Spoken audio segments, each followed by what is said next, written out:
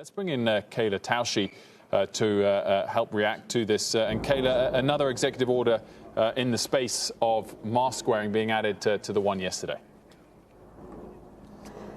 That's right, Wilf, and there are going to be 10 executive orders in all, according to the administration, all of them dealing with the COVID response, which the federal government is taking back the reins on. When the Trump administration originally assembled its own effort, it was a rather fragmented effort with much of the responsibility delegated to the states. The rationale at that time was that the entire nation wasn't seeing a surge of cases. It started in the Northeast, and then you saw it go across the South and then the Midwest.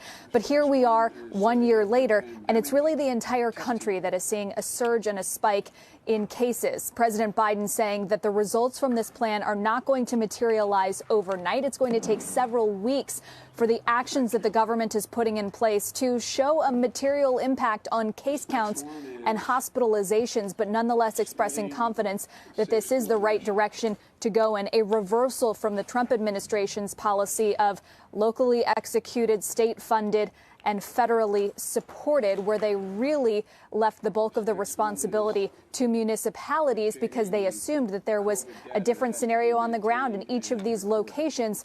The administration now saying that is not the case. The federal government needs to centralize this and put the full weight of its resources behind this. Wilf and Sarah.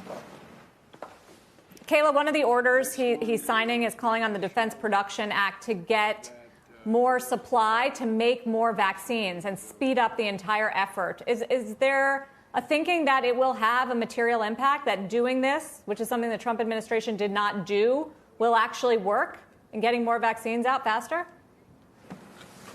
Well, it's something that the Trump administration tried to do early on with respect to ventilators and personal protective equipment. You may remember a lot of those companies involved being part of that early effort in April and May, around that time frame.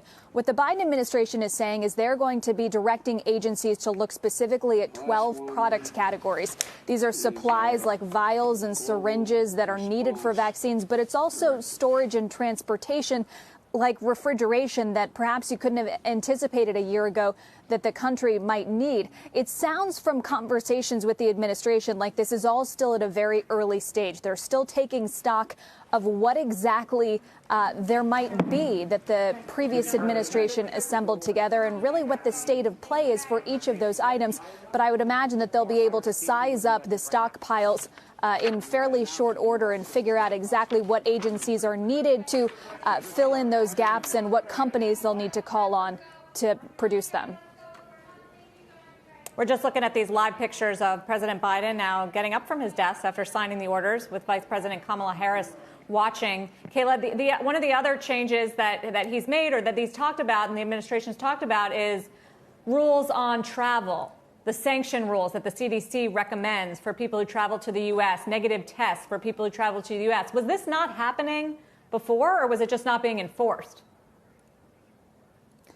Well, there are a couple different issues there, Sarah. First, the coronavirus task force under the Trump administration had recommended before Thanksgiving to reinstate travel between the UK, Europe and Brazil. The president waited on that recommendation and didn't sign it until just a few days ago, to take effect essentially early next week. The Biden administration said, no, we don't have the pandemic under control here. But one of the issues that had come up in that discussion with the previous task force was the CDC wanted everyone to be tested before they got on a plane and coming to this country. There was not agreement within the task force on whether that was appropriate in the previous administration, but it sounds like the CDC and that specific guidance has won the day under the new administration, at least according to what we've learned so far. Kayla Tausche. Kayla, thank you very much. Shepard Smith here. Thanks for watching CNBC on YouTube.